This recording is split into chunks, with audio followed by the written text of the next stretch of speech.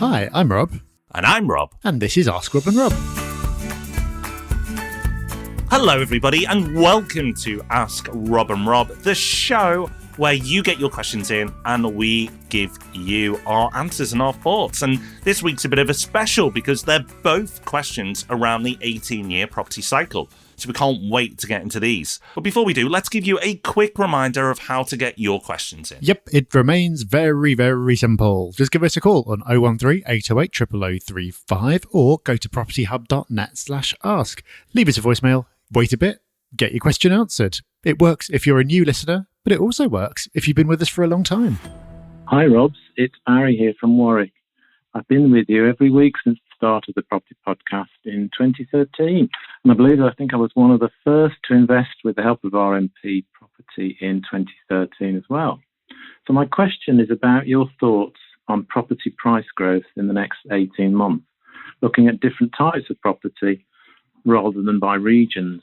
Do you think that larger country property prices will continue to grow in line with other types of property and follow the 18-year property cycle? Or will the race for space peter out and therefore prices deviate from the national average price growth? So could larger properties' 18-year property cycle have peaked early and therefore it might be a good time to downsize? Many thanks for all your help and advice over the years. Cheers. Barry, hello. I'm so happy that you've left the question. Believe it or not, Barry, I was actually thinking about you the other week. I'm wondering, how's Barry getting on? And I'm so pleased that you've got back in touch. I'm also amazed that you're still listening and we've not put you off by now. If you do happen to listen to this episode, and I really do hope you get to hear your question being answered, then reach out to me, drop me an email, and we'll grab a coffee. Be lovely to catch up. But in the meantime, let me answer your question, or at least have a go. And the broad answer is to this is that, yes, on the whole, most of the country, so if you don't look at it region by region, because we talk about regions a lot on the podcast and regions that we think will do well, as a whole, the whole country will follow the 18-year property cycle, but with the exception that it will go in extremes, going back to regions again. But if you follow the 18-year property cycle and believe in it, then there'll be no areas over the next few years that will be falling. Everywhere will be growing. It's just by what level and where. But I think you can actually be strategic in where you pick your regions if you are investing right now. Because if you really understand what's happening, you can be smart with the areas that you pick. The areas that Rob and I talk about on the podcast and then recommend to people who use Property Hub Invest and also those people who use Portfolio, is very much in line with our thoughts on the market, and our thoughts in the market over the years have absolutely been influenced by the 18-year property cycle. Now, great news for everybody listening.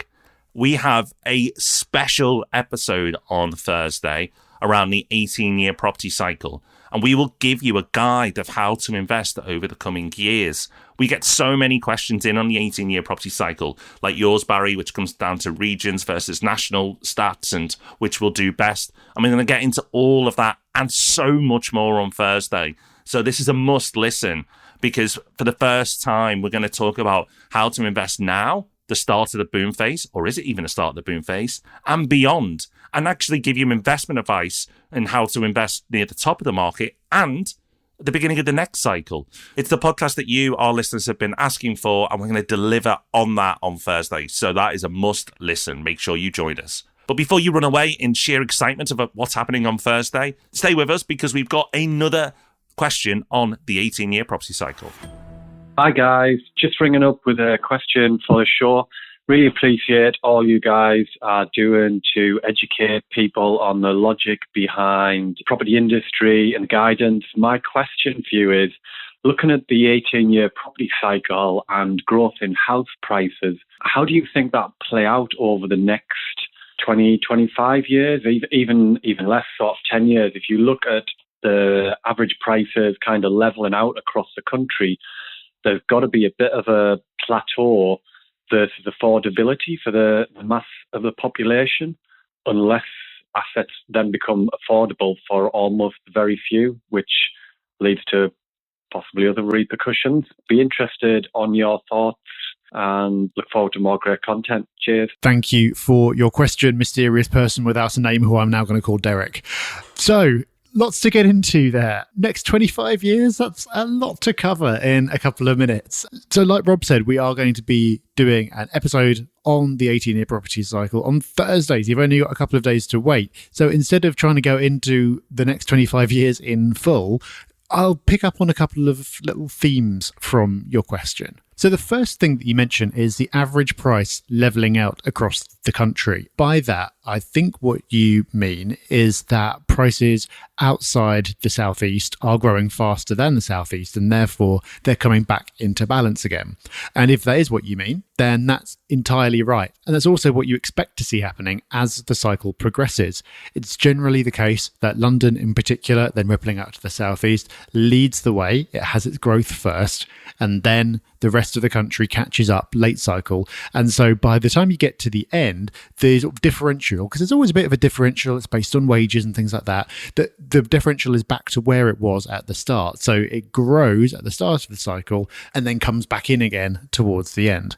So if that is something that you see happening, and we see it happening as well, then that does imply that the cycle is moving along, and more about that on Thursday. The second point to pick up is sort of the longer term one, which is a point that I entirely understand because we hear versions of this from people all the time because it's a completely reasonable point to make, which is surely things can only go so far. Prices can only reach a certain point before nobody can afford anything anymore. And so where do you go from there? And that is absolutely correct. However, there are a couple of subtleties within there. So the first thing is wages. Wages grow over time, and you need to get wage growth in order to support rental growth, and properties as an investment are ultimately in some way priced off the rent, and in order for people to be able to service larger mortgages. So over the next 25-year time frame, so the long period that you're talking about, you will get wage growth. So that will gradually support higher prices. Obviously, when you're in a complete boom and prices are going nuts, that doesn't work. Prices start to get away from a lot of people. But over the long term, that is an important factor. The other thing is just when you think things can't really go much further, they suddenly do because something else has changed, normally around lending. So lending is an absolutely huge variable when it comes to property prices. And we've seen that as prices rise, various things happen to allow people to take on larger and larger mortgages. So obviously we've had a period of very low interest rates, but also mortgage terms get longer. So you can get 40-year residential mortgages now, or I think even longer, which just never used to be a thing. And obviously the longer the term, the lower the monthly payments, and therefore the larger mortgage people can afford to service. And there's lots of other things like that as well. So the point there is, if you're looking at it with too much of kind of like a rational view and you're thinking, oh, well, affordability when you look at it by this measure isn't what it used to be, therefore it can't continue, you can actually end up coming to the wrong conclusion about what's going to happen, either because you're not looking at different measures of affordability or because you're not factoring in the various other measures that tend to come in as the boom gathers pace to keep prices high and getting higher, because lenders and politicians and central banks and just about everyone loves a good property boom, and once it's in full swing, nobody wants it to come to an end. Of course, it always inevitably does, but that's a story for another day. So, Derek, just a couple of little threads there from your really interesting question, but as Rob said earlier, much more of this in our episode on Thursday. So we'll leave you in eager anticipation of that episode and look forward to seeing you in a couple of days' time. Until then, have a great week. Bye-bye. Bye-bye.